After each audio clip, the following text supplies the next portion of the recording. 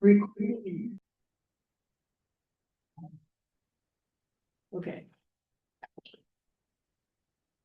There are four of us, so we can vote on the minutes. I have a procedural question, though. I wasn't here last week, so I have to abstain, so we have, You don't have to abstain. okay, I didn't know if, okay, just want to make sure for. Long as you're comfortable reviewing them. Yeah. To participate, yeah, then you're fine. So just to be clarified, Megan was the acting chair, not me. That's the first change. Does anybody want to be the acting chair today or would? I nominate Megan. She was the most recent chair of the. Among the people here. I'm happy to do it. It's fine. I'm just trying to do a power skim of the minutes, which I didn't have a chance to do. And yeah, she was here. there was a default thing, it says no vote was required, but we did vote on that, so. That's sort of after each section, Oh, right. so I just crossed it out. Right. Just find the agenda.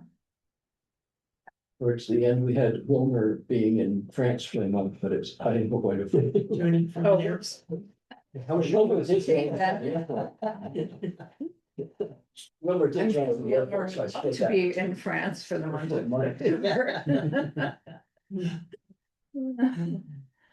Wait, so who's in France? I'm going to She- France she's for the gonna month go of to France. September. Oh, yeah. I'm going to Scotland tomorrow. Nice. No, because then No? I arrive here on Sunday evening and then I have to fly out to New Mexico on Monday. Ooh, It's not fun. No, And it's just flying reason. Yeah. Well, and that's tough too with so much accumulated time zones. Yeah. So you'll be like 7 hours by the time you get to New Mexico. You're going to New Mexico, you said? Yeah. yeah, he hasn't, I I'm gonna go to know. Mexico and test the border patrol again. No, No, probably not. not doing that. Okay, well, let's call things to order. Is there any public comment for items not on the agenda? I don't have public comment, but I have two items Oh. that I want to make sure we remember to discuss tonight. They were late breaking things from last week, that we remembered we wanted to talk about, so. The first that we can get to at some point is there's a minor amendment to this year's capital budget. It's being heard by the select board next week, and per statute, the planning commission has an opportunity to comment. I'll explain it, and I've uploaded the document with the hearing notice and the amendment, so we can look at it tonight, talk over it as needed. But I don't anticipate you all needing to develop a lengthy comment on it. The second one is, Melinda's uploaded the report that's required statutorily for us to warn the amendments to our town plan that we've talked about before, so that's something we can go over as well. Yeah. Talk about what we're gonna be doing with that, when we'll be holding our hearing, and hopefully passing those amendments on. The last thing is just an announcement, last week, the CCRPC Ecos Plan, the regional land use plan was approved by the Land Use Review Board. What that does mean for Williston is Tier 1B status in our sewer service area is now in effect, providing Act 250 exemptions for certain size projects. And our land use designations are all per the regional plan map, and our growth center and village center, I believe, now have their proper designations as centers and neighborhoods, or Well, I believe it's, centers. center. They're Yeah. both a kind of center. Yeah. In that framework, so. Doesn't really affect what we do day to day right away, but it's good progress on the land use planning that was mandated under Act 181. And it helps us move forward, so. Is that, it's not retroactive at all? The tier 1B, No. I'm just thinking of like Blazer and that kind of thing that's already all wrapped up. No, and Glazer has too many units for an Mhm, exemption, okay. I believe it's 50. Yeah, it's it's, And It's 10 50. acres and 10 acres. of involved land Yes, in and villages. in all the planned growth Yeah. areas, so that includes residential and. And as so well. they're super area. Yeah.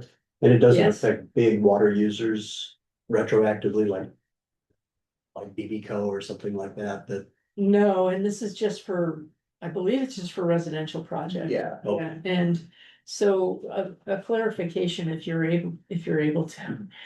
Does that mean, so existing Act 250 permits are now gone, or do they stay and they're continued to be? Regulated or enforced by the land use review board? My understanding is it's like a 1A destination will be where the existing permits continue to exist. Uh-huh. But their administration stays with, the district commission. Okay, but, Um, and if there was a project that would potentially amend one of those permits, there's no amendment. I think that's correct. Okay. Right. So. Hopefully a little bit smoother path for folks who are working in our areas for growth. Mhm. A similar announcement is reading the paper. I saw that, was reminded that the select board did adopt our last changes. It's a bylaw changes, right? Yep. Mhm. And they're listed, and I said, oh, wait, we already voted on those, and then I realized, oh, they're posting that they are in effect. They will be in effect in, what is it, 21 days Yeah. from when they adopted it, so. So anyway, we get into that stuff, later. Mhm. Yeah, there's public comment. Nobody on the line, Shayla. except for Sheila. Oh, Shayla. Hey, Shayla. Hello. Struggling with my technology, but I'm here and I can hear you and I can see you. And I will be seen shortly. Fabulous. Do you have any desire to take over chairing this meeting? None at the moment. Somehow I knew that. Okay, all right, so next item is the minutes of July 21st. And we had a couple of minor edits. Does anybody have any further questions or comments on that? If not, I'll move we adopt the minutes as amended, the minutes from July 25th, was it? says 21st. July 21, July. I move we adopt the minutes from July 21 as amended. Okay, second. I'll second that. Thank you. All in favor? Aye. Hi. Great, unanimous, 5 in favor. All right, next is a discussion of the next round of bylaw amendments and prioritizing them. And is that your purview, Melinda, or you? I can start it off. Matt, and we okay. can go from there. So with the select board's adoption of what we were calling bylaw 1.0, we've started to take a look at our big long list that stays hot linked at the bottom of the agenda, and break it up into sort of the 2.0 and 3.0 levels of work that we expect to keep going on.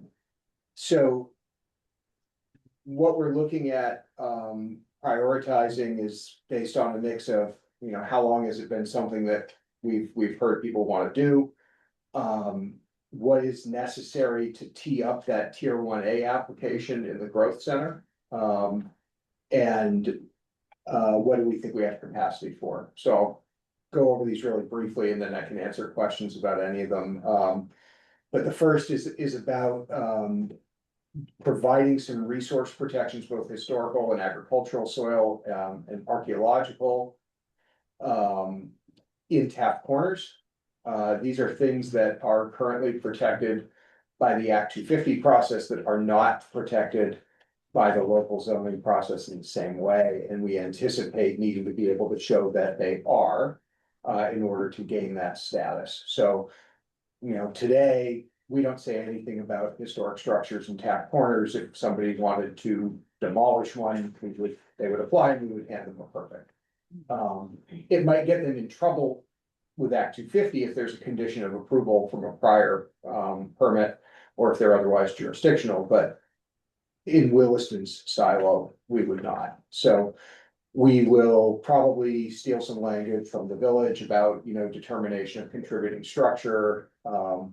There's another conversation we're having about elevating that determination from an administrative process to a DRB one, on advice of our certified local government coordinator here in the village. We could easily follow the same thing for Taft Corners. There aren't that many historic structures in Taft Corners, It's but like a handful. there's a couple. Keeping in mind too, that when we achieve tier 1A status, it's different than the 1B exemption where there's just no Act 250 permit for those exempt projects. In tier 1A, the municipality is responsible for picking up any existing permit conditions and deciding which ones need to go forward and need to be operationalized through the local approval. So I asked Melinda this as we talked about historic protection. I said, well, let's look at how the board has dealt with historic structures in the village, or sorry, in Taft Corners before, and we did a little bit of Yeah. looking at that. Right, and I mean, so there's different options for dealing with existing Act 250 permits. Permit condition is one is to simply adopt the condition that's in Act 250 into our local conditions for any future amendments to the permit. The other is to say, well, we have our own regulations regarding, say, historic protection. And so we're gonna apply our regulations, and then, some other things that might apply to conditions are, say, there's a lot of conditions in Act 250 related to the construction of the original project, like erosion control and, rules about blasting and construction hours and all that stuff. And if the project is already constructed, those are like no longer applicable, so those might be dropped because they're no longer relevant. Or if the say some of these rules have changed over time, any conditions that are applicable to those rules would be, could be dropped. So those are just some examples of how we might handle that. I have a question. Is this a scenario in which the villages, or sorry, the Williston town regulations have to be at least as stringent as Act 250 or more stringent? Or is it just as if Act 250 doesn't exist and we have to kind of invent whatever all the new restrictions might be? I think that there's some flexibility. My understanding is I think it would be better if we adopted some protections that were sort of mimicking what is in Act 250.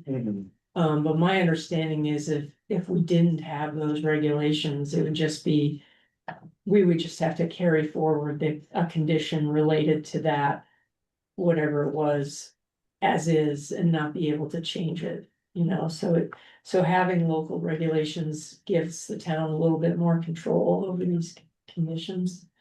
So, 2 points. One, when we think about Act 250, there's the statutory criteria. And then it's kind of how they've been operationalized, but it's not quite like our big zoning bylaw that, is always very specific about, what the limits are.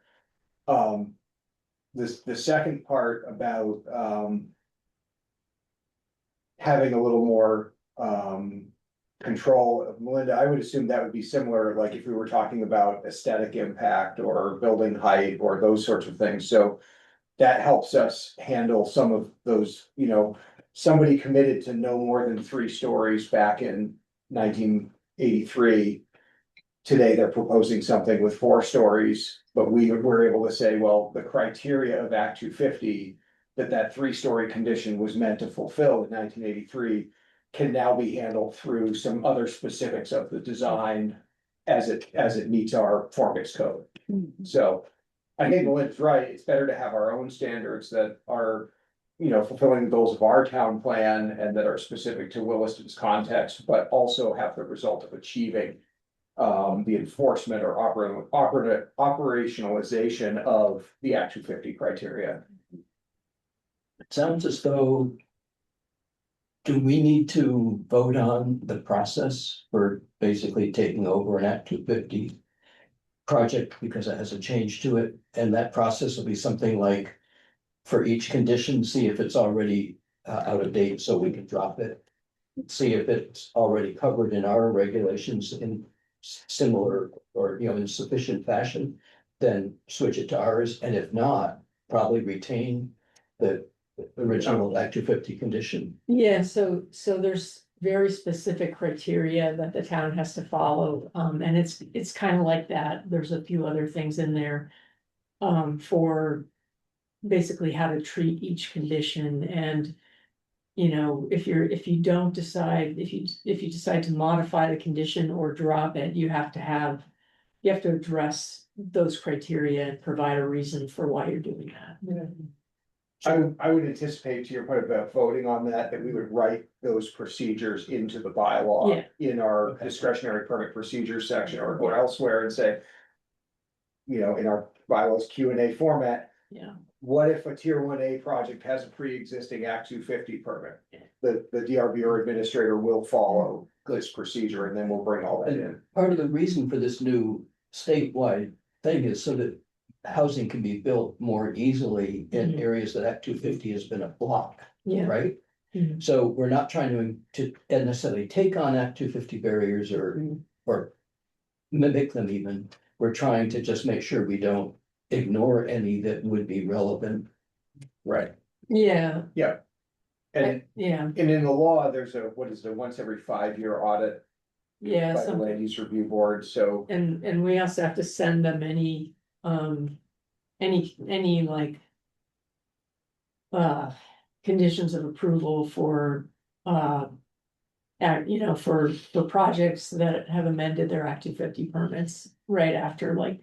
They get approved, we have to send them the conditions of approval, So there's monitoring yeah.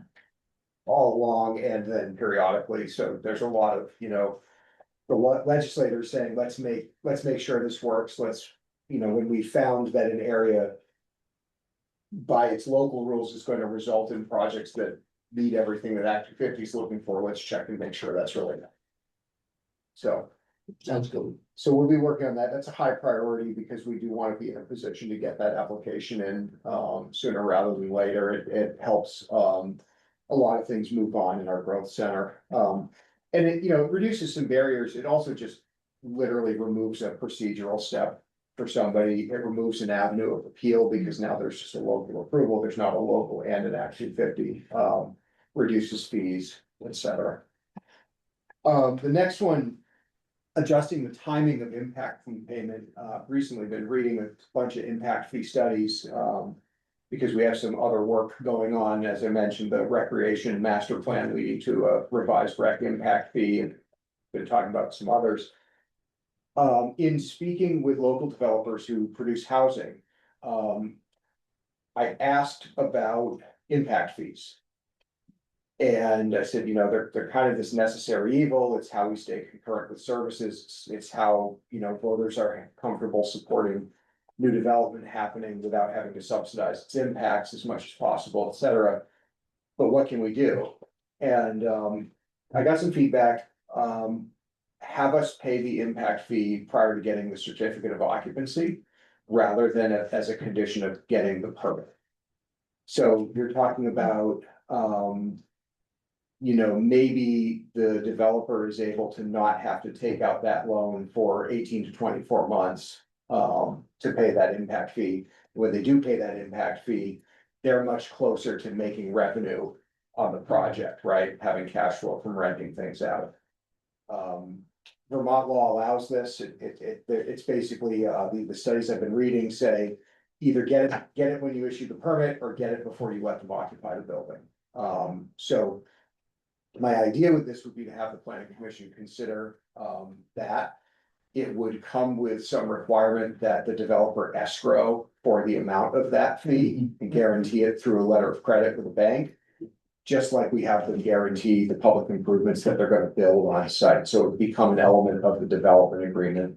Perfect. And in speaking with, I was speaking with one developer who noticed in our bylaw 1.0 that we greatly increased the escrow amount for private improvements. We went from 10% of their value to 110%. Mhm. Because we really want those private Yeah. improvements Yeah. planned correctly. Right. And we also don't wanna get into where we're saying, well, it's a private street today, but it might someday become a public street, and then it's escrowed at 10%, and then the people living on the street are unhappy with Mhm. how it was built, and we're only sitting on a few tens of thousands of dollars versus the heavy weight of the cost. So I spoke with a couple developers, they said, oh yeah, we saw you were doing that, that adds a lot to what we have to escrow for. I said it does, but it's really important that those things, go in correctly, even if we're not gonna end up owning them as a town. And they said, yeah, and they said, well, can we do a phased return of escrow upon, partial completion like we do when we build a street? And I said, oh yeah. So understand that it's a big check at the beginning, it's a big letter of credit at the beginning. But there can be drawdowns of that letter of credit as phases are completed and signed off on. And honestly, in a big subdivision with a lot of sidewalks and multi-use paths and street trees, I would much rather be inspecting, phase one of Glazer, street trees and sidewalk, and then closing that out. And then lowering the letter of credit amount. Draw it down and use it to Yeah. pay for the impact fees for the next. Well, right, so it's just it's another element of cash flow, Yeah. for somebody who's, managing a big project, so the town's a little better protected.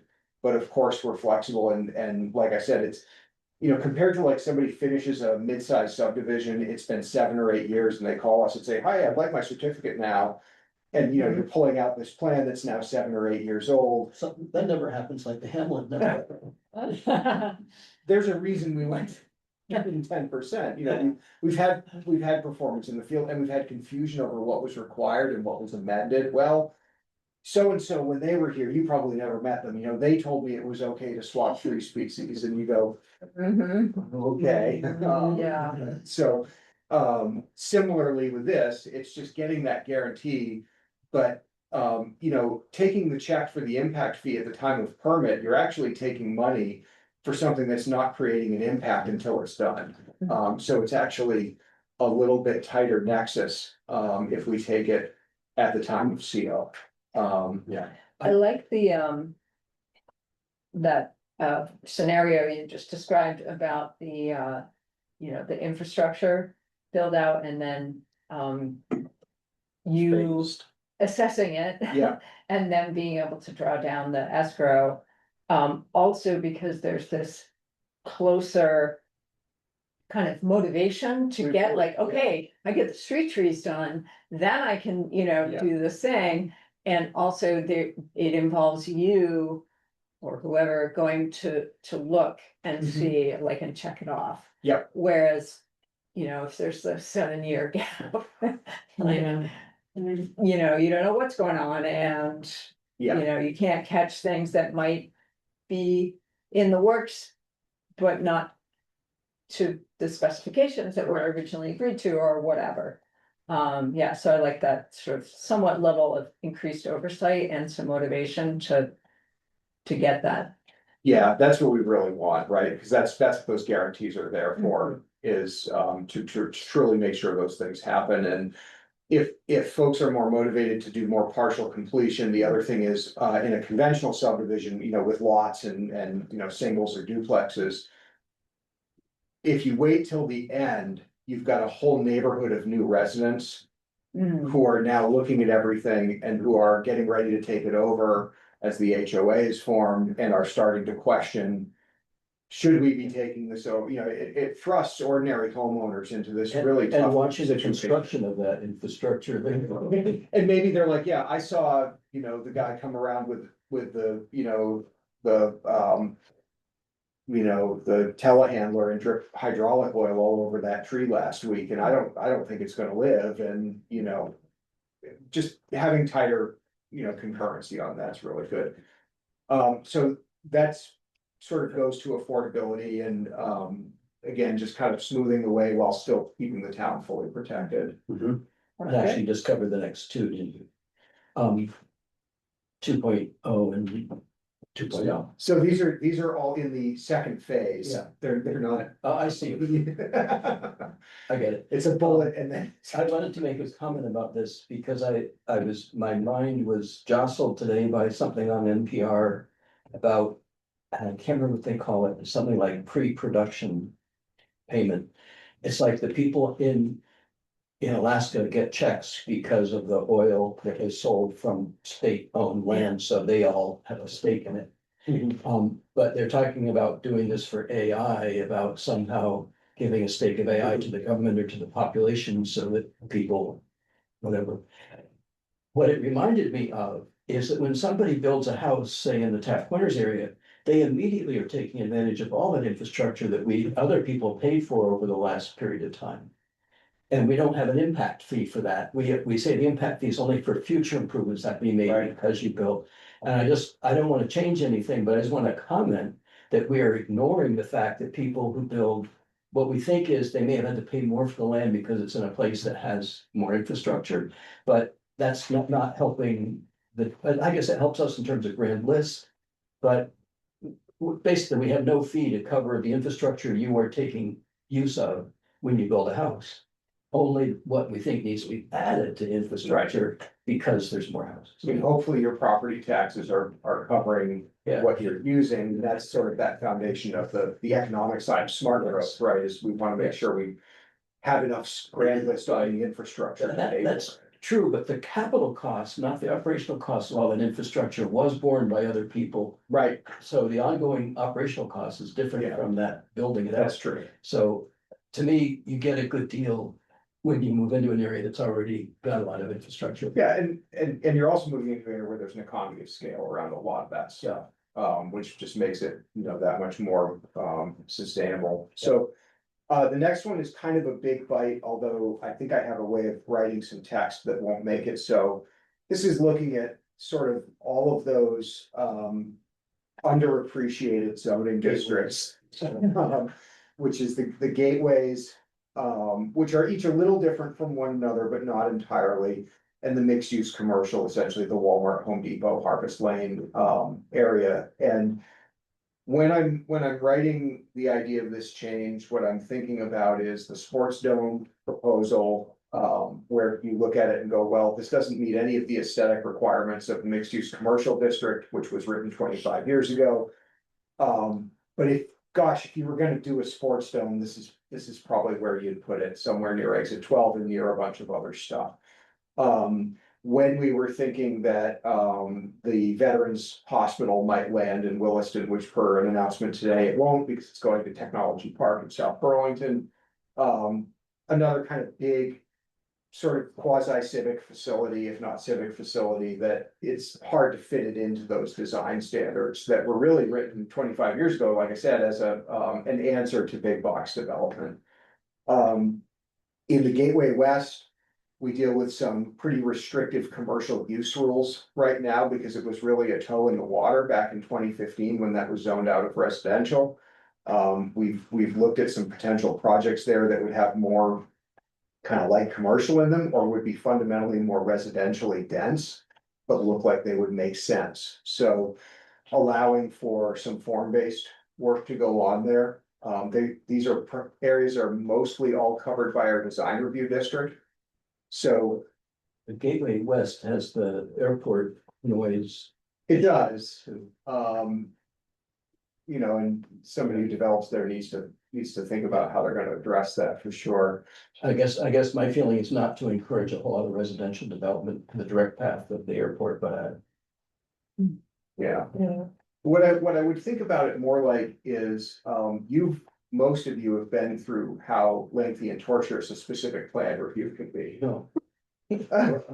They're easy. And, it's hard to write zoning for every possibility, especially in these zones that are kind of a mix of stuff already. They're served by good infrastructure. They are served by state highways, most of them. I wouldn't want to try to write zoning that addressed a sports dome.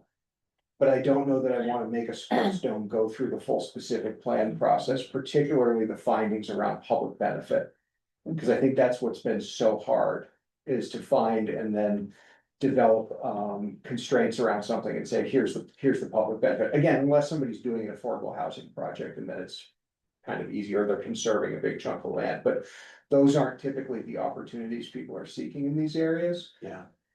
So I'd like to examine, how could we write the bylaw in those areas?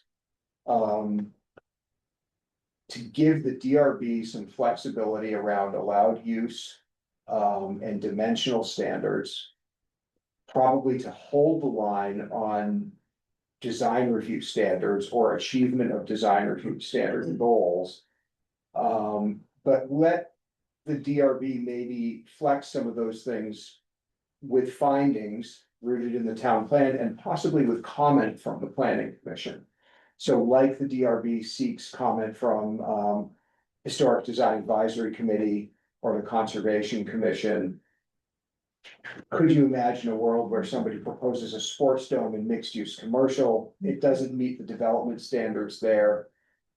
It's also not completely, abhorrent to them, and the planning commission is able to look at it and go, if it comes in this way with what this applicant's proposing, it achieves these town plan goals and we think it could be approved. We would weigh in on it as it compares to town plan goals. Yeah, so it's not completely abandoning the development standards, but it's also not quite as constrained as specific plan is right now. Yeah.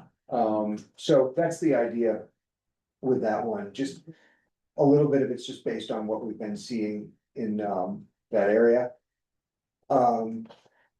Matt, Getting in, oh, yes, yeah, sorry. Go ahead, I Shayla. like the idea. I'm just struggling understanding like how that works. How does that actually work? Like what would the actual process be? And maybe it's we don't need to get in that level of detail right now, but I don't understand how that just feels like a pretty wide open door. yeah, and there's some work I need to do to try to write it up in a way that it's not wide open, because that's the old PUD, planned unit development stuff, where you kind of do that. So what I would say, Shayla, is if you like the idea, I'll try drafting something that addresses the mechanics and see if we can review it together and maybe talk about, not opening the door too far, but coming up with something that might add some flexibility to those districts. Yeah, I mean, I can't see the room, so I'm not sure. And I like it. I don't want to override the room, but I think my concern would just be, we need to give ourselves some sort of system so that we're not being arbitrary and capricious. Right. And I think it's worth looking at some of your chapters and saying, well, for example, flexibility is fine, but you always need to meet the standards of chapter 29 about watershed health, which are the wetland setbacks and things like that, or you're still bound by, the principles, if not the exact number rendered by the parking chapter, that limits surface parking, et cetera. So there's a lot to sort of chew on in there and think about how much do you leave it open and how much do you put some buffers around that flexibility? And then procedurally, what does it look like to give the DRB something where, they can effectively write a decision on it? Right. But, if somebody comes along with something, we don't want to spend, 6 to 16 months on a specific plan with it. And it's about the elements of the site plan in a way that, that's the language that DRB really speaks. I think we could come up with something in the bylaw that might support that. But it's not spot zoning. but it's not spot zoning. And it's not spot zoning, it's not planned unit development, it's also not quite conditional use. And, you know, there's a lot of zoning codes out there that say, these uses are by right, you just come in and get your permit. These uses are conditional, go to the DRB and just see what they ask you for. And it might be any number of things, and we want something that's a little less flexible than that, but not so rigid as only the uses on this list can go in and only these dimensional requirements are okay, so. I'm seeing some head nods and I'll try something and see if I can come up with some language that might help that. My other way to go after this would be to actually try to rewrite some of specific plan. To give the DRB a bigger role in it. And to make it less of a bylaw amendment, which is where you get into the spot zoning thing. But I'm not sure if I wanna touch specific plan yet, cause that's also challenging. So, I think more we to can come. start. You've already had your preliminary conversation with Habitat for Humanity about the 150 feet from the highway. I've got it out there as a 3.0 item. Just noting that it might show up again. I think we'll know more once we see a pre-application filed with the DRB with Habitat. And I haven't seen anything or really spoken with them. They're aware of the public comment that the Planning Commission and Conservation Commission received over the last few weeks. They've got a lot of stuff they're working on in the region. I would say wait and see on that. Okay, and to refresh my memory, we said 150 feet from pavement rather than 150 feet from. That was the idea of an amendment, yeah. But maintaining that we are not changing the property boundary and there's still a normal setback from property boundary, so it still is pushed back more than 150 feet probably from the road.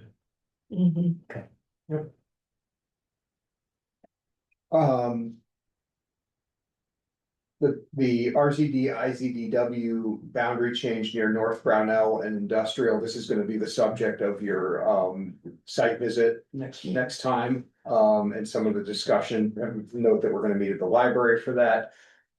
So you've probably seen some of the materials Emily put together for that.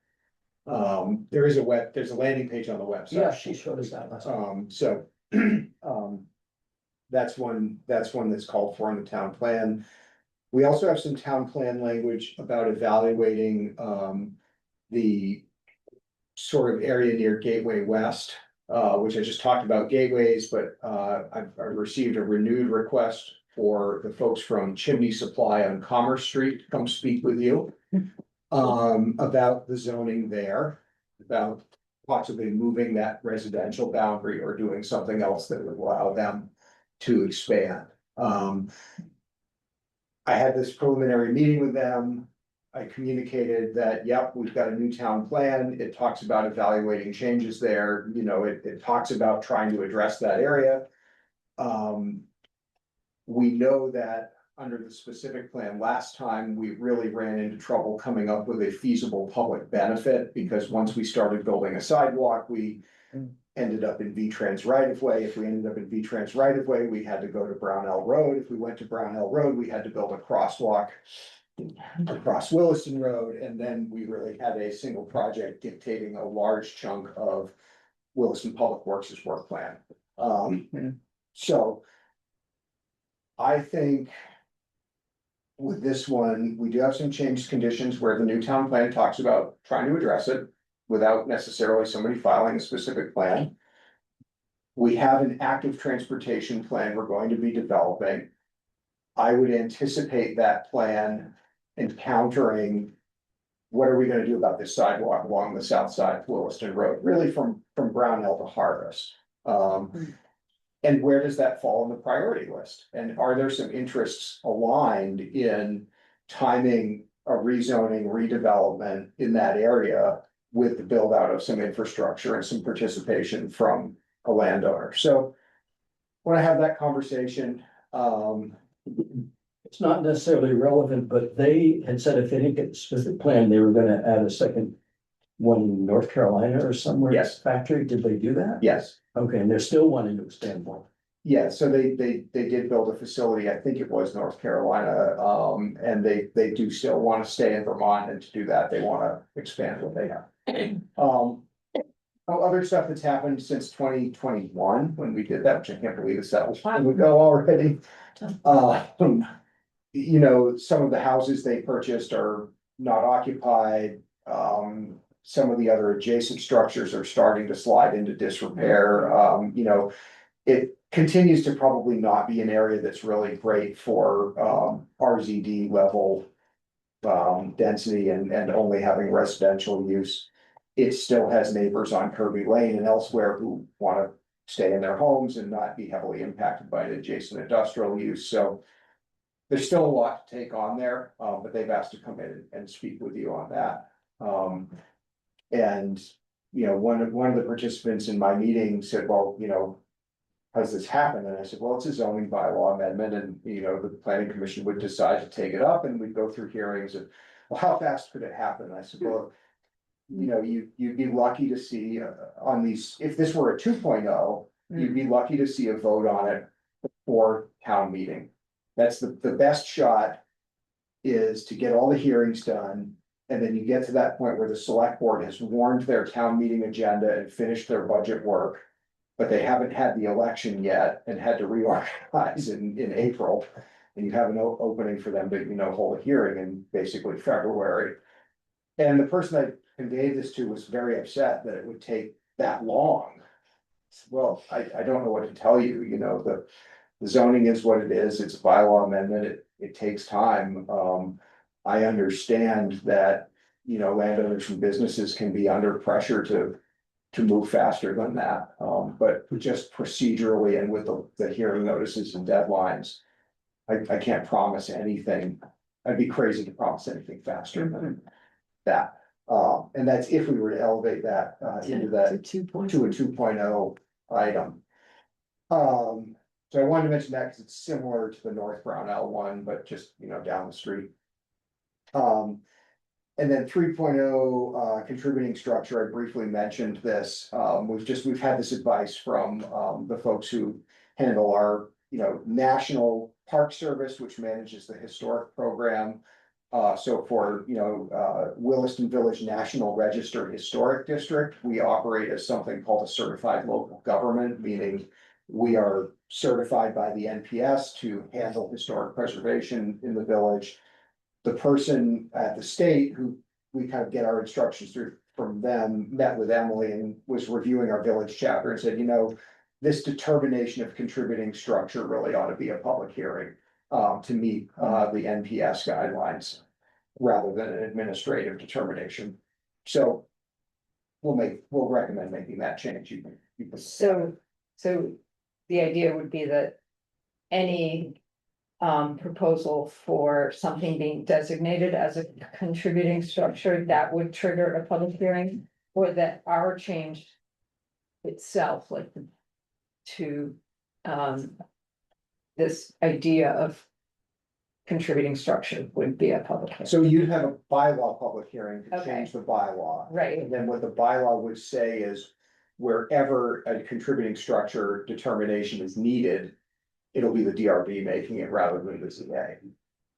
Okay, So they right, would. and hold they it. have a whole process and a Correct. public hearing, I see, okay. Yeah, so it would be an item on their agenda, So that'd be a staff It's both report, us changing the bylaw and each time correct. something was going to be designated, okay. Yeah, so, you know, in particular, where I could imagine it being good for that to happen is if somebody was proposing a demolition.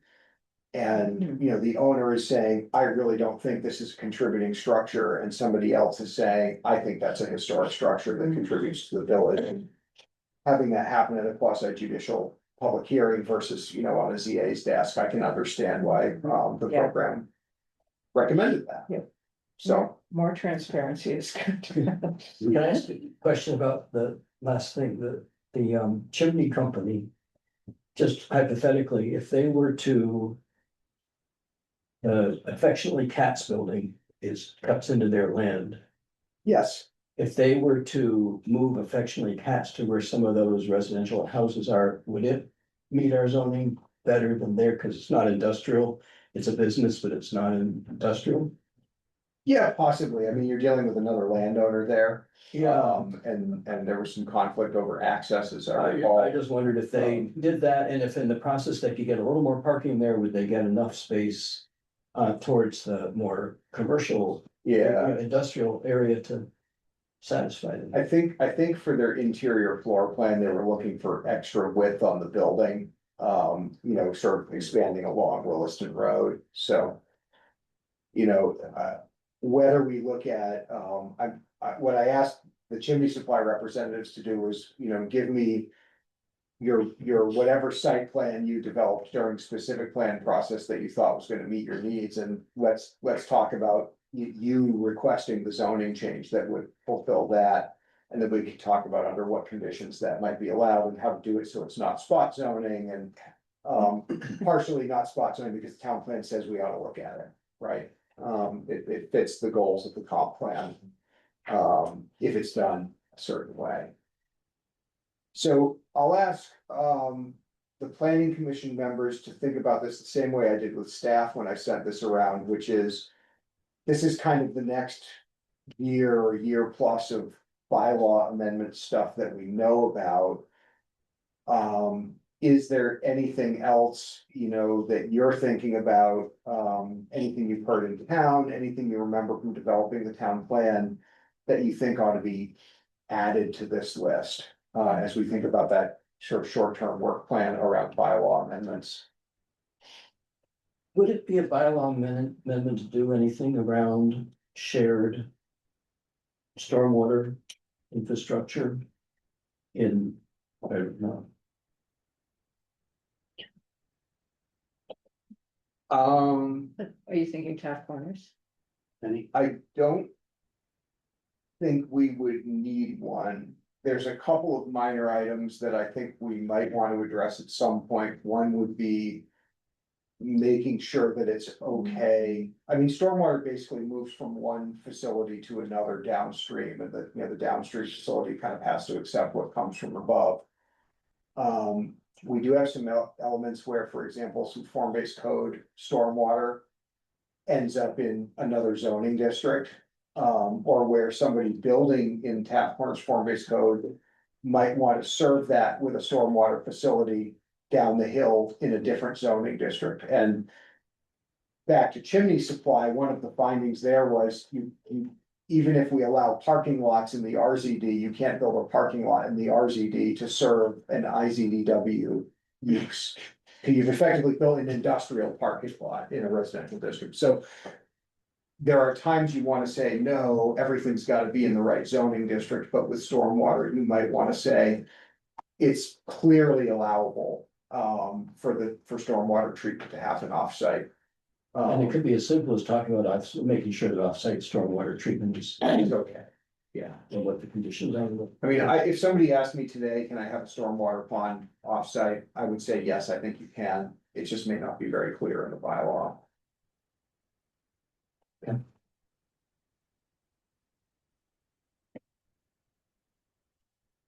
You wanna talk about town plan? Sure. Okay, So. I think that several weeks ago or a few weeks ago, you voted to. Have staff warn a public hearing for the proposed town plan amendments. And that has sort of gotten pushed off. Initially, we were thinking August 4th, and largely due to. Getting CCRPC to kind of take a look at it and give a head nod. It was pushed off to September, so the new date for public town hearing is September 15th. Same, I guess we're gonna have a joint meeting with the recreation committee. So one of the things that we have to do. To. As part of that town plan amendment is that we were in. Advance of that public hearing is to. Make a report, basically stating how those amendments comply. with state law related to town plans and the goals and the state goals and objectives for town plans. So basically, this report needs to be sent out 30 days in advance to each surrounding town and to ACCD and CCRPC. So this is the report, and basically these are the requirements. The report shall address the extent to which the plan as amended is consistent with the goals established in section 4302. And then it says if the proposed amendments would alter the designation of any land area, the report should cover the following points. Well, none of the amendments that we drafted alters any of the land use areas, or alters the extent of those or the location of those. So that's kind of not applicable. So this is really pretty simple. The proposed amendments to the Williston comp plan are, as you have reviewed previously, the new section within chapter 15 called future land use area descriptions. And that section just providing a summary of descriptive information about each of the future land use areas, how each serves the town today, and possible future changes the town might consider for each area to further the town's goals. This isn't adding any new information that wasn't already in the plan. It just consolidates the information from various chapters. As part of that, we made minor revisions to map 2 future land use area. The original map had colored the form-based code area differently from the other mixed use areas. So we symbolized it the same, made it the same color. Because it is one of the mixed use, it is under that generalized land use area of mixed use areas. And then we also made an additional map, map 2A, future land use sub areas that, calls out those more distinctive uses within mixed use areas, and industrial west and east, and residential zoning district versus ag residential, etc. So and then finally 2 other things. I noted during this process of amending the town plan that we had neglected to appendicize the engagement insights report. I think we had intended to do that, but it got overlooked, so we're putting it in as part of this amendment.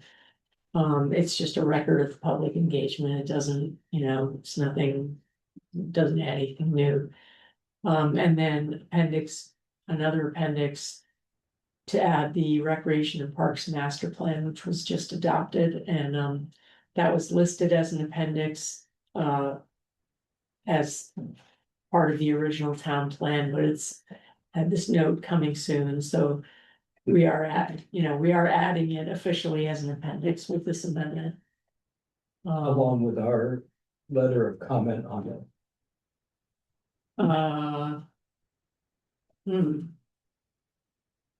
We decided last meeting that we would recommend adoption, but with a letter. I didn't know they were already adopting it. Because we had their comments are listed in our minutes. Like that we don't think we should try to put a park south of the interstate. Certainly not in the location that was identified. But there were things that we differed on it. And we're gonna have a meeting with them in September. Right. So I thought the end result was that we're supposed to accept it as it is, because we don't want to go through them having to change it, but with an overview of what we don't sort of want being part of the town plan. So what's our deadline to warn all this? August 14th. The 14th, so end of next week. Yeah. So it would happen before we were able to meet with the rec committee. But I think as a letter of comment, I can put something together from the minutes and just circulate it for edits or questions. I'm anticipating this being like a page. It just says the planning Yes. commission made a review of this, and have these comments on it. offers these comments, and we just put that in as a sort of a transmittal page, to what goes in the document. When we meet with the rec committee, if they agree with those comments, then we could go through the appendix process. I thought we were gonna have a chance to comment before it was adopted, but I didn't realize. I guess, Before it was adopted by the select board. yeah, Hmm. Yeah, Well, I think. I'm not sure that. I mean, ultimately, getting it into the town plan is an adoption. In the world of like, the town plan is the document that tells the town what to do.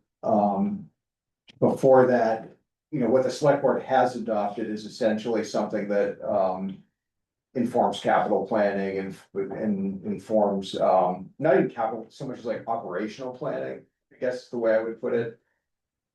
And facilities planning, but I think when, for example, we start looking at capital plans, we start looking, we, meaning you, the planning commission, start looking at capital plans or, impact fee bylaw. You should be looking at it with, the adopted document in the town plan, as well as any memo of comment that you put in. So it's sort of a note to self for the planning commission. So for example, if you saw, and this isn't gonna happen, but this all got adopted in the town plan, your letter of transmittal says we're not so hot on a conventional recreation facility south of I-89. And suddenly in the capital budget, there's, build a 80-acre rec center with community building on South Road. Your letter of comment to the capital budget would say, wait a minute. We had some concerns about that as far as how in accordance with the town plan that would be. And that comment would be part of it. that was a negative. Positive was we wanted to see a dog park specified in it. Yeah, It- I did ask about, is there an idea of a dog park anywhere in this thing? I thought I saw, And what, It's listed as most desired addition to some existing parks and most, and Mhm. what most. always at the top when they do public. yeah, engagement. so when I asked Eric Wells about it, he said, oh, I think it's in there as. A desired component of a consolidated community rec facility.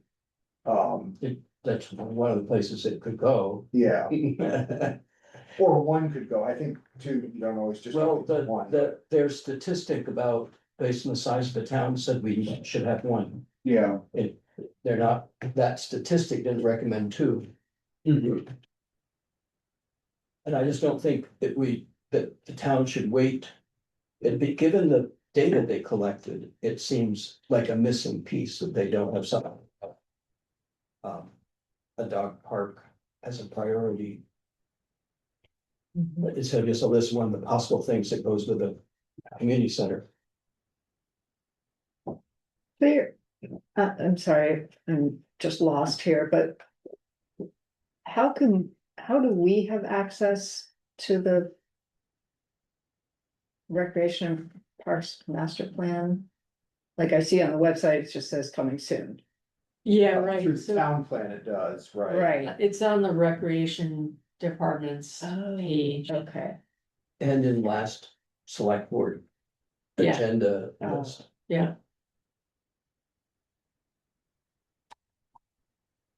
We had a link to it for the last meeting mhm. and. yeah, I was just it's trying to find it overwhelming. now It was without, overwhelming trying to get through it. Yeah, Looking so back. yes, it's, the whole big PDF is linked in the July 21 okay, agenda, if you want to do it through the planning commission.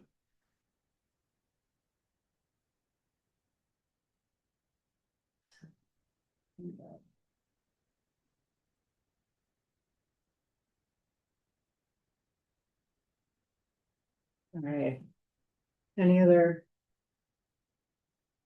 Comments on that? No, I just want to say thank you to Matt's volunteering to write our cover letter. We were gonna review it more, but we said, oh, we'll do it at September 15th. And, but in the minutes are listed, I think, three things, and I'm forgetting what the third one is. I mentioned the south of the highway, park, the dog park, and there was a third thing, but it's in our minutes that we just approved.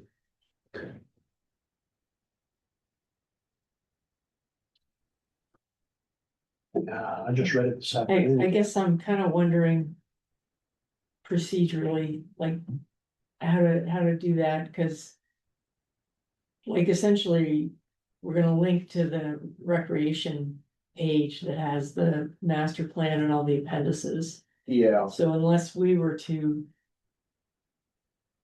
post it on another page with a cover, I don't know, it just seems, just not sure, like, How did it happen that we were first given it to review on the 21st of July and it was adopted on the 7th? It was adopted on the 7th of what? was it adopted by the select board? uh, Or hold did- on. or were they seeing it on July 21 as well? It just seems like a step was missed. Let's look at this again. Does I have an adoption? Oh, it says that the select board adopted it on July 7th, 2026. Yeah, and we didn't see it till till an agenda for our July 21 meeting. Yeah, This is weird. I really thought that it was not adopted yet. And that it was coming through us first, and we were gonna put a letter on top of it, but not go through a whole process of amending it, but just put a letter to go with it Mhm. to the select board. I thought that's the place we were at in the process. So I think the creation of this Rec and Parks Master Plan project was between the select board and the recreation department and committee. We, anticipating that this was being produced, wrote it in as a coming soon to the town plan because we expected it to be, a fairly Yeah. full-fledged planning document that ought to be understood as carrying, town plan goals like the rest of it.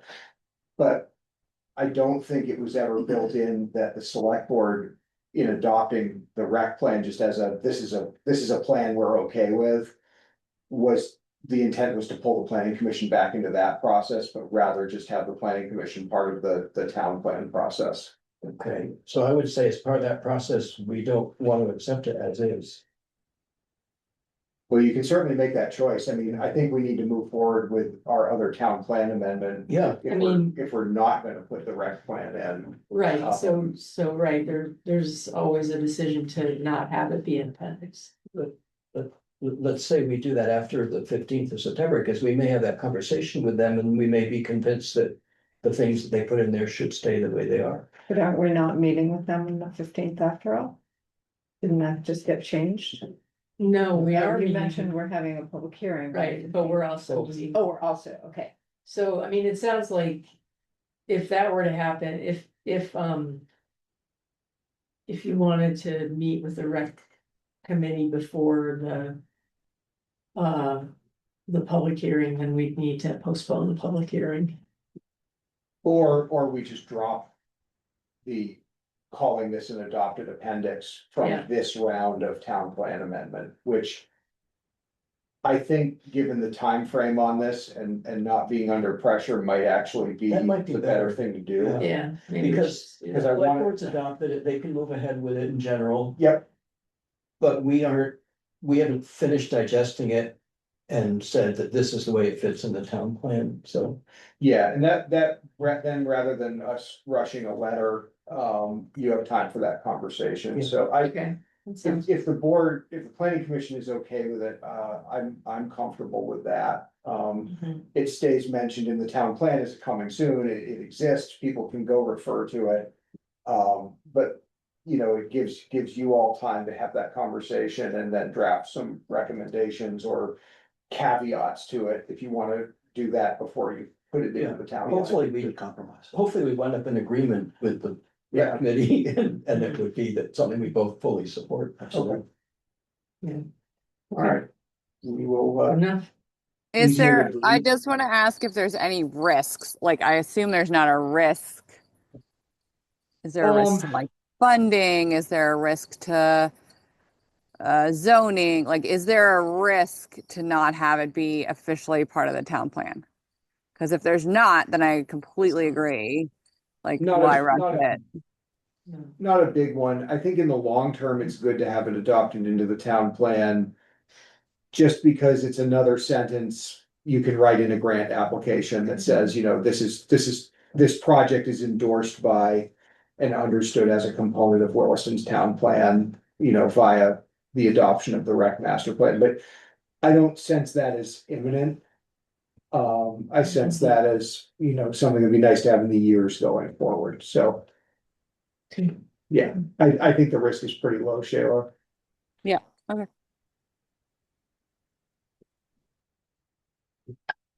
Thanks.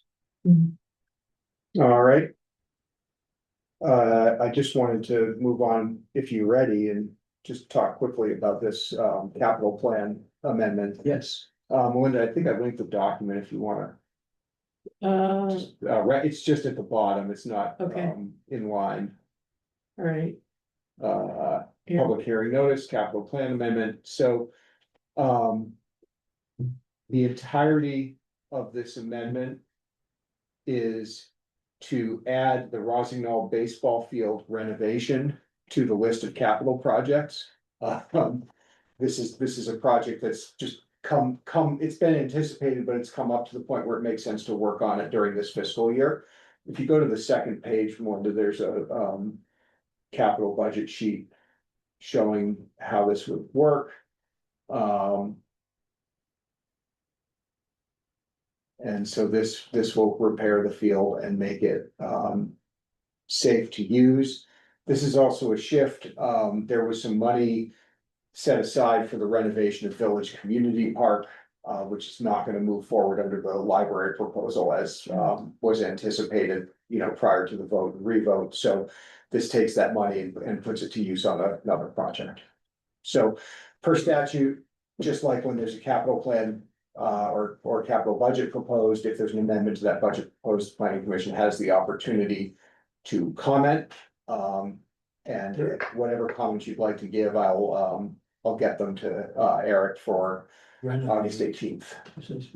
Okay, so this is all renovation of existing, That's because their recreational plan that we were just talking about includes additions to this park, Yes, including parking stuff. But that's not what they're doing. that's not this. This is, Renovating the existing fields.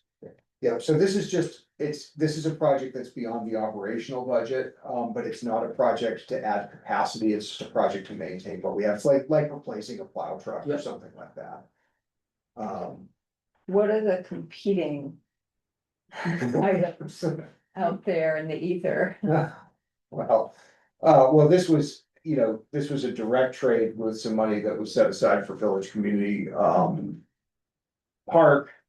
Sorry, Village, yeah. Village Community Park parking lot, used that money.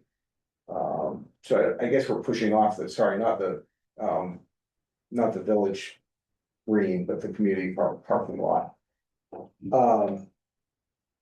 I think this is more imminent in terms of need than fixing up. It wasn't an expansion of that lot, it was a, you know, repave or something like that. I wanted to say, I trust the recreation committee a lot in terms of they're saying their priorities.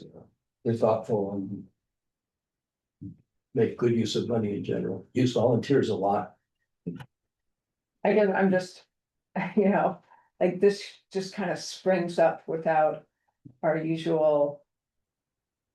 You know, broad scope of Right, other things that we're looking at and, you know, with the usual capital budget process, we have a chance to question and, you know, provide a sense of priorities and those kinds of things.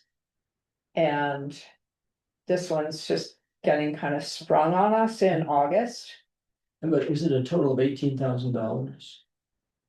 I believe that is Yeah. correct, yes. And you know, okay, it's not, you know, that's probably just a drop in the bucket, but I guess. I would like to know, are there other things that are sort of at the equivalent level of urgency Yes, that we aren't seeing. getting some money for invasive removal for the Conservation Commission.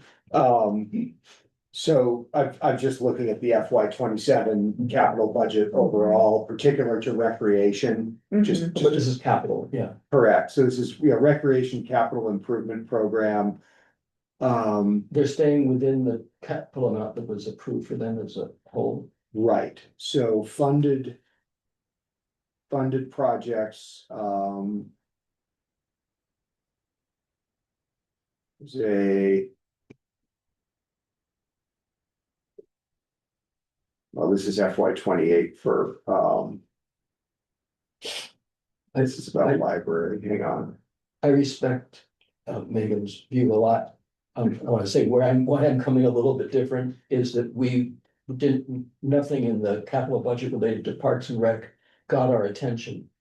And so to me, if they're moving $18,000 between two projects within Park and Rec, I'm feeling I don't need, because we weren't questioning anything in the Parks and Rec capital budget. We had questions about other things that were not funded that to meet town goal plans. Yeah, because I don't remember specifically enough. Our comments were about things like, where's the funding for the rec pass, where's, we should put more money into the housing fund. Right, We had comments about the capital plan and that, in those areas, but it's stuff within the rec department's capital plan. I don't remember even getting into any of it, and so I feel like I don't need to get into it at this level. That's why I'm being as blasé as I am. yeah, I guess I just would like to know kind of the broader scope of things, because. You know, the other piece for me is that. Village Community Park parking lot, that's the one over here, as you know. This next to the I have a lot of Bacon Coke- concerns about the next to the because Bacon Coke, it's path, very right. dangerous. Even with the new path and new general path. And, and I don't know what that plan was. It was it to, reconfigure it so that it didn't involve people backing into That's right. traffic, like to me, that is a much more heavily used, I don't have data on this, it's just totally my impression, but that's more heavily used space than the Rossignol baseball field. And I just want to make sure that we are, kind of have our eyes wide open with these kinds of choices. Yeah. So the Village Community Park FY 27 total item was repaving the parking lot, fencing the parking lot, striping the parking lot, and this is parking lot bridges, which I think are just the little walkways over the drainage ditch towards the bike path. This is, just because I pulled it quickly, this is the FY 27 draft capital budget. The paving was 36,000, so I wonder if the 18 was half of that with, if what was adopted, spread that out to FY 28. I see. So, but what I don't see are any game changer projects that are being left behind Okay, by pursuing this, which I think is kind of your that question. is my question. Yeah. Yeah, No, I mean, there's pretty much all of what I see making it into capital was related to Village Community Park and the parking lot. So this just chips over to renovate that that field. okay. And you don't have to have a comment on it, you don't want to, but you should be aware of it and have the opportunity if you do want to. So. No, and I thank you for indulging me. But, yeah, as I said, just wanted to understand the context and, what, if anything, was getting left out or what else was in the works that, No, this might preempt or something like that, so, that is it's the right question, okay. right? When we're looking at capital. So given that, like, if we agree, I'm happy to put a comment in, supporting this. I will, if you all agree, I'll let Eric know that and he'll let the select board know next time. My comment would be okay. Shayla, do you have anything to weigh in on this? Shockingly, no. Although I'm Megan, I'm so glad you interrogated it fully. As you know, it's my favorite topic. All right. Okay, That's all I got for you. Can we, Matt, do you have an idea of what our next agenda is? Next meeting's agenda? Yeah, 18. August 18th, Oh, yeah, the, we are on site at Roosevelt Park at 6 Oh, o'clock right. PM, Playing baseball. if you want, but at your own risk. So you Won't be fixed yet. bring the wiffle ball back. I actually added that to the minutes because it had come up here that we will be meeting at the parking lot for Rossingham Park. Yeah, in the community meeting. and then we're gonna adjourn over here to the library community room. After that, so we'll put notes on the door to remind people in case that happens, but the main thing is mark your calendar to start at 6 and be out, at Roosevelt Park.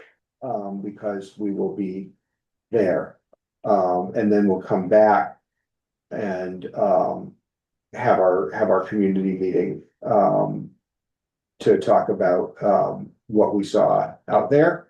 And we will likely also have our folks from Chimney Supply coming in to talk about, down the road. So you can drive back that way on your way back from the library. Look at Commerce Okay. Street again if you want. I don't have the full agenda written up yet, but that's the other Yeah, imminent item. That's great. Okay, also, are we done with that? Did you have any more comments, Shayla? No, sorry. I was just Um.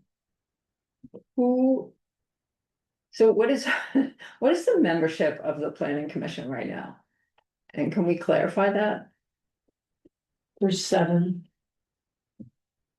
So we have 4 of you, Yeah. Shayla, Shayla, Anna, Anna, and Mickey. and And Mickey. Mickey, We need an And an alternate. alternate. No, right, so we need an alt, so Yep. Wilmer is now fully on board, is that Yes, correct? That's fully. Okay. And we also haven't had No our, probationary period, right? we also haven't had our reorganization meeting because the key people for that have not been. Right, okay. I guess. So obviously, yes, we need to figure out chair or chairs for upcoming year. But then also, I know it has in the past been kind of a hurdle to get moving on an alternate. Yeah. And I wondered if what we can do to start that process so that we don't go another 6 months Yeah. without an alternate. Yep. Yeah, Good point. I will. Make sure that the manager's office puts it on the website as a vacancy. Okay, I've had. It does, yeah. It does say it that we need an alternate. Well, at least I've seen it listed in the, is it in the select board minutes? Somewhere it's. They listed. list What vacancies are all and the they have it. Oh, Wherever on the It's in the website, manager's report, I think. maybe, yeah. Anyway, the best thing we can do is recruit somebody. mhm. I've had one person I've been kind of working on. They always say if you want something done, find a busy person. That's He's why we very got busy. Wilmer, right? Pretty sure. Right. It's unfortunately true. So I've been back and forth with at least one person who's a business owner in Taft Corners, who lives in town, but may or may not have the capacity to do it. So And I don't know if you were here, but one of the things happened, and we had a little bit of discussion of it, was that Anna said she wasn't ready to take on being chair, at least not really. too much going on. She has too much in her life, Okay. which puts hurts our normal progression of vice chair becomes chair and Right, new right. person becomes vice chair. Yeah. Every other year. Right, so we basically need a chair and a vice chair. Yep. Well, or to talk with Anna, maybe she's willing to co-chair, I thought I remembered her saying she'd be willing to continue as I'm vice chair. thinking this. or she would be willing to continue as She vice can chair, continue. which is like coaching, yeah. Okay, But Yeah. I, all right, I just wanted to be clear on where we are, where we stand. I wasn't 100%. I hadn't actually heard that Wilmer was officially like Yeah, we got appointed. Because I think it was during our meeting last time. Mhm. Because select board was meeting at the same time or Yeah. something like that. Anyway, okay, just. Had it all over my social media. Oh. Yeah. I do follow you on one of them. Something. Instaface. Do we, it sounds like the next meeting is incredibly busy. And I Yeah. really deeply apologize to everyone that my summer has impacted my attendance this way. So I'm wondering if we should try to schedule the vote for the one in September, whatever the first meeting in September is. And those in attendance right now, just think about if, and I can go check back in with Hannah too and just see if she, if she is really comfortable staying vice chair. And if not, then we'll look for two. And if she is, then maybe we can work out with somebody taking over as chair with her supporting. To the extent it helps streamline that, I am not in running for anything. I've already been chair once, I've already been on a long time, I should be on the. I can be the institutional memory, but not the chair. That's good. Kind of ditto for me. Okay, Wilmer, It Mickey, and, leaves one individual in that room. I think he's wearing a green yeah. shirt, Yeah. looking at He the may be photo looking critic. at this. What are you looking at? He was Um, looking for a new opportunity. Oh, I'm always looking for more opportunities. Yeah. I'm trying to think of that. What was the line that Nixon used? Was it Nixon? I faithfully agree to execute, I don't know, whatever, yeah. I thought you I'm were hallucinating thinking again. of the one About about, checkers. if any club who wants me as a member. All right. I don't want I don't want to be a Member of that club, right? Yeah. All right, well, we By the can, way, while we're all here, I just wanted to say, Shayla, I really appreciate that you have over your tenure pushed things and moved things and met with Matt and said we got to do things. yes. I'm sure Matt loves it too every time. I really think that was good. It's a lot better than me coming up with things for you to do. We'd much rather have a citizen-driven, planning commission, and we appreciate that very much as staff. Well, and Shayla, you're an amazing chair, so thank you very much for all your work. I know it's a lot of, I know what's involved. And appreciate it. Yeah, Here. It's fun, and I think I'm ready to pass the baton. But it has been great, and you guys have been very gracious. Is it a baton or a scepter? Oh boy, it's technically whatever you would like it to be, because I would like to hand it off. If you would like a scepter, we can make that happen. Exactly. Yeah. I'm sure. Lifesaver, yes. Oh, lightsaber. Oh, a lightsaber. I like that. I move with adjourn. Okay, any dissent on that? All right, thank you, everyone. Thanks, for everybody. joining us today. Bye, everybody.